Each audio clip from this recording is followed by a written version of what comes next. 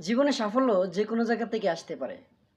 হয়তো সেটা বিজনেস, না হয় কৃষিকাজ, আর না হয় আপনার চাকরি। কিন্তু এই এই কাজগুলা আপনার কন্টিনিউ করে যেতে হবে। আপনি যদি চাকরি করেন তাহলে সেই চাকরি থেকে সামান্য কিছু টাকা প্রতি মাসে, প্রতি সপ্তাহে আপনি জমা রাখতে হবে, সেই যেটা ভবিষ্যতে কাজে লাগবে। আপনি যদি বিজনেস করেন সেই বিজনেস থেকে কিছু টাকা আপনার জমিয়ে রাখতে হবে, যেটা আপনার ভবিষ্যতের কাজে আসবে।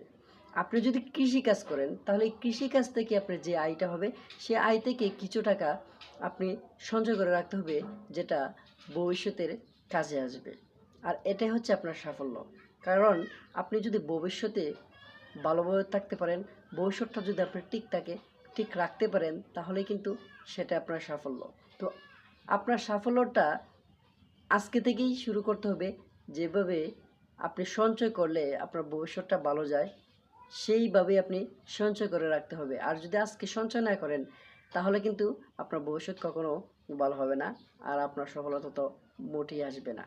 তো সফলতা হচ্ছে এটাই, আজকে আপনি যে কাজটা করছেন সেই কাজ থেকে সামান্য কিছু করে সঞ্চয় করে রাখা।